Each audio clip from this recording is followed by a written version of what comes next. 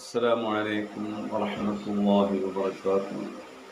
بسم الله والحمد لله والصلاة والسلام على رسول الله وعلى آله وأصحابه الفائزين برضا الله أما بعد. ഫിഖ് പാഠം 149.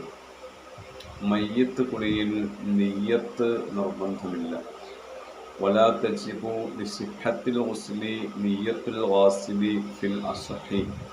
അഥവാ മയ്യിത്തിനെ കുളിപ്പിക്കുന്ന വ്യക്തി നിയ്യത്ത് ചെയ്തെങ്കിൽ മാത്രമേ കുളി സ്വഹീഹാകൂ എന്നില്ല. കാരണം മയ്യിത്ത് കുളി സ്വഹീഹാകാനുള്ള ഷർത്തല്ല നിയ്യത്ത് എന്നുള്ളത്. അപ്പോൾ ഒരു മയ്യിത്തിനെ നിയ്യത്തില്ലാതെ കുളിപ്പിച്ചു, അങ്ങനെ കൊണ്ടുപോയി നിസ്കരിച്ചു. ആ നിസ്കാരത്തിന് ഒരു കുഴപ്പവുമില്ല.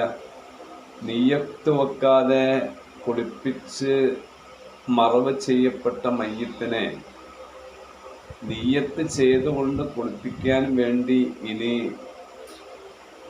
ഖബറ് മാന്തി പുറത്തെടുക്കേണ്ട ആവശ്യമില്ല. കാരണം നിയ്യത്ത് ഒരിക്കലും കുളി സ്വഹീഹാകാനുള്ള ഷർത്തല്ല. അതെന്തുകൊണ്ടാണ്?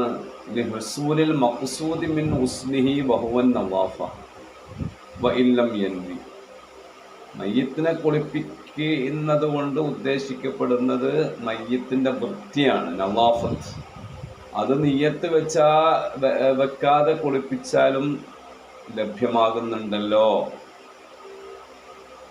അതുകൊണ്ടാണ് മയ്യിത്തിനെ കുളിപ്പിക്കുന്ന വ്യക്തി കാഫിറാണെങ്കിൽ കുളി സ്വഹീഹാകും എന്ന് ഫുഖഹാ പറഞ്ഞത്.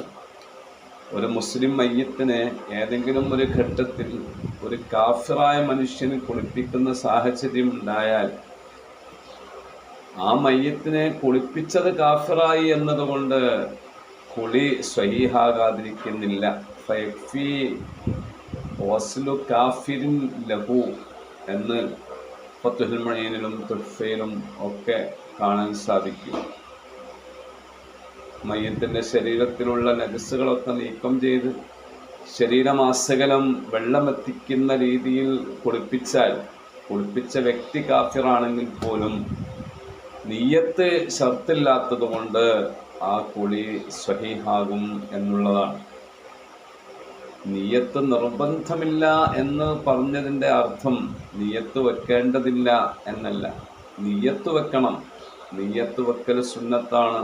അപ്പോളെ കുളി പരിപൂർണമാകുന്നുള്ളൂ. വയംബഗി നദ്ബു നിയ്യത്തിൽ ഗുസ്ലി എന്ന് ഫിഖ്ഹിൻ്റെ കിതാബുകളിലൊക്കെ കാണാൻ കഴിയും. അപ്പോൾ കുളിയുടെ പ്രാരംഭത്തിൽ ഈ മയ്യിത്തിന് വേണ്ടി ഞാൻ കുളിയെ വീട്ടുന്നു എന്നോ, ഈ മയ്യത്തിൻ്റെ മേൽ നിസ്കാരം ഹലാലാകാൻ വേണ്ടി ഞാൻ കുളിപ്പിക്കുന്നു എന്നോ ഒക്കെ കുളിപ്പിക്കുന്നയാൾ നിയ്യത്ത് വെക്കൽ സുന്നത്തുണ്ട്. ഇക്കാര്യങ്ങൾ കൃത്യമായി നാം മനസ്സിലാക്കുകയും ആവശ്യാനുസരണം ഉപയോഗപ്പെടുത്തുകയും വേണം. അല്ലാഹു സുബ്ഹാനഹു വ തആല തൗഫീഖ് നൽകുമാറാവട്ടെ. ആമീൻ. അസ്സലാമു അലൈക്കും.